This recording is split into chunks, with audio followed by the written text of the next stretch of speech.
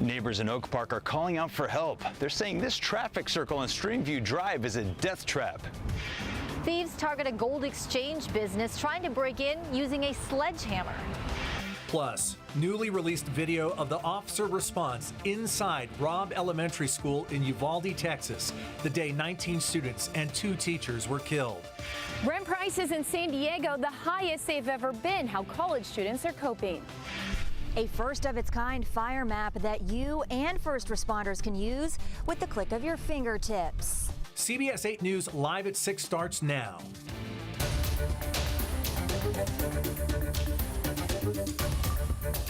We're continuing to follow breaking news tonight in the East County, where a brush fire has forced precautionary evacuations into Dehesa.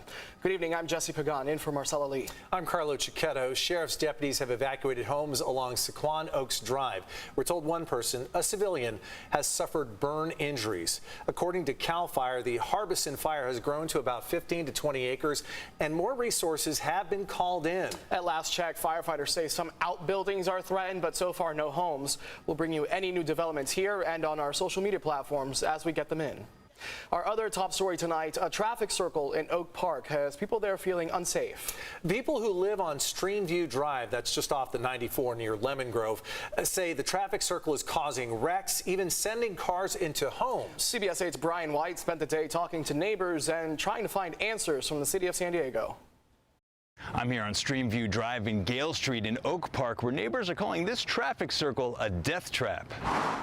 These cars are hitting this misdesigned medium and projectiling into our homes. April Mahoney says this traffic circle was installed by the city in 2016 and has been causing mayhem ever since. Just this past Saturday, a speeding car crashed through her neighbor's fence, smashing into their home, and it was caught on surveillance video. What he ended up doing is sliding into my neighbor's yard, projectiling, hitting into her car. Look at this. What if she was in her garage? These types of accidents have a lasting effect on people who live here. I'm traumatized. The house was shaking. I'm scared to sit in my window. She says there have been 8 accidents in the past 18 months, one of which included a drunk driver hitting her parked car. He tried to deviate, hit the car, and totaled 4 cars. And 6 months before that, another car barreled through another neighbor's retaining wall across the street, crashing into their home in their parked BMW. We have pedestrians, we have senior citizens, we have children. People want to walk their dogs. Really? April says part of the problem is the design. The curb is not raised high enough. It's flush with the asphalt. There's no deterrent to go around it, you just go over it. Other neighbors don't feel safe either. People are coming around these corners way too fast. I reached out to the city of San Diego, and they say statistics show roundabouts are safer than your standard intersection. In a statement, they said, quote, preliminary results show that injury crashes have been significantly reduced in this corridor since the roundabouts were installed. They go on to say transportation staff will field check and verify that all appropriate signage is in place on Streamview this week. Meanwhile, neighbors around here are hoping for a change. What do you think about speed bumps? Actually, speed bumps, I think, would work best. Others say they want the traffic circle removed altogether. Make this a straightaway. Put us a flashing light that says 25 miles an hour or slow down. Now we're going to stay on top of this as the community continues to search for solutions. In Oak Park, I'm working for you. Brian White, CBS 8. All right, Brian, thank you. And don't forget, here at CBS 8, we are working for you. If there's an issue you'd like us to look into, email us at workingforyou@cbs8.com. Frustration for a gold exchange business tonight after being targeted by thieves for the second time in just a matter of months. It happened in Grantville. That's just off the 8 and 15. This time it looks like the criminals used a sledgehammer to try to get inside. CBS 8's Kelly Hessedall has more on the damage left behind. And in the end, we're told the thieves didn't end up getting away with anything, but they did leave a big mess behind. And it wasn't just the gold exchange shop cleaning up today. Another break-in at San Diego Gold Exchange. This was the scene just after 5 this morning as police used a canine to make sure there weren't any thieves still inside. They didn't find anyone, but they did find a trail of damage, including several large holes punched in the back of the strip mall. I got a call from one of the tenants that she got a hole in the back. So I came down here and find out this gold exchange was the one they were targeting. To get to it, property owner Mark's son says the thieves punched holes in the two neighboring businesses. It's definitely annoying, you know. Poking holes means you got to find somebody to patch it. It's a mess inside. It's the second time in a matter of months there's been a break-in at the gold exchange shop since the first one about 9 months ago. The owner tells CBS 8 he added more security. There are several surveillance cameras inside. He says the thieves wore masks as they took what appears to have been a sledgehammer to several walls within his business. It looks like they tried to use the hammer on this metal door, and when that didn't work, they punched another hole. Son says ever since the lot behind the property ended up vacant, he's noticed an uptick in crime. It's gotten worse in the last 2 years, but I hope the developer next door is going to start breaking ground soon. And so behind this property is a vacant lot that he says is slated for 250 brand new apartments. He says it's part of the Mission Valley redevelopment plan. So his hope is that the revitalization of this neighborhood will help cut down on the crime. As for this latest incident, so far no one is in custody and police haven't released any suspect information. Kelly Hessedal, CBS 8. Thank you, Kelly. Both houses of Congress are addressing the issue of abortion today.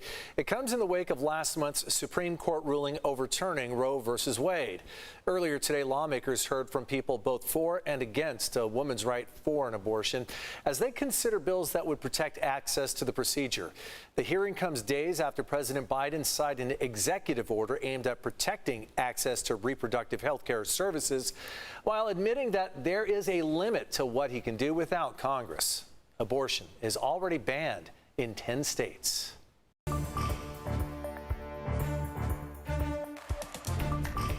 Tonight, new video shows what happened in the hallways of Robb Elementary School in Uvalde, Texas, the day 19 students and 2 teachers were killed. The video of the officer response was obtained by the Austin American-Statesman newspaper and our sister station, KVUE, in Austin, Texas. We do want to warn you, what you're about to see and hear is disturbing.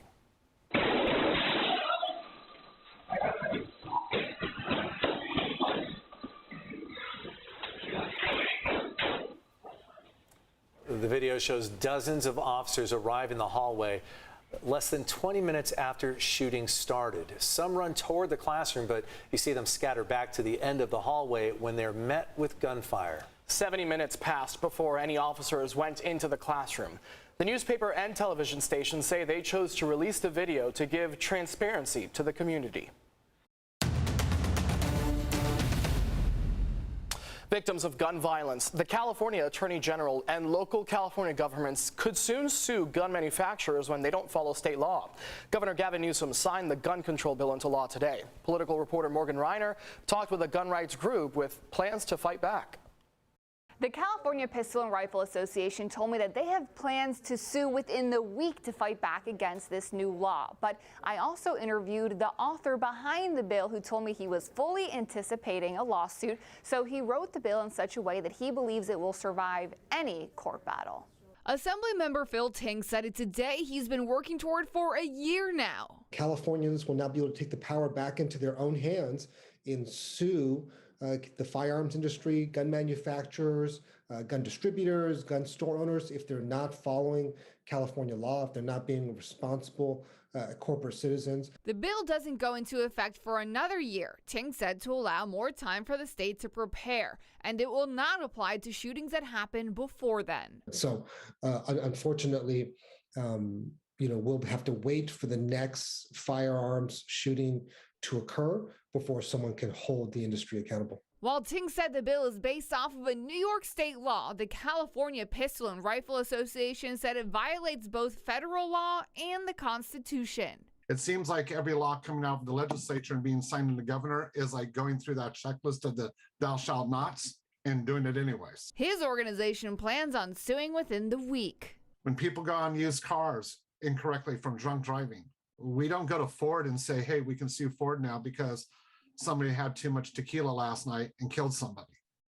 But yet that's exactly what they're trying to do. Ting says that this is simply a consumer protection law like many others that already exist. But Rick with the California Pistol and Rifle Association told me that it's simply a way to pile on lawsuits to the gun manufacturers to get them to just close down. All right, Morgan, thank you. Japan and Denmark are two other countries dealing with deadly shootings, and tonight, people are asking if guns are banned in those countries. We're going to verify in the next half hour. Meantime, we're still working to get new information about the rescue involving a 12-year-old boy on Mission Beach today. It all happened just before 11 this morning. Lifeguards say the boy was unconscious and face down in waist-deep water. They did CPR and revived the boy, who then went to Rady Children's Hospital in critical condition. This afternoon, work is underway on a new fire station in East Otay Mesa. There you see the groundbreaking. It was held for the new facility this morning. Once complete, the facility will have 12 bedrooms, a kitchen, an office, a fitness room, and a conference room. The new 4-bay fire station will also have a ladder truck, fire engine, as well as other equipment.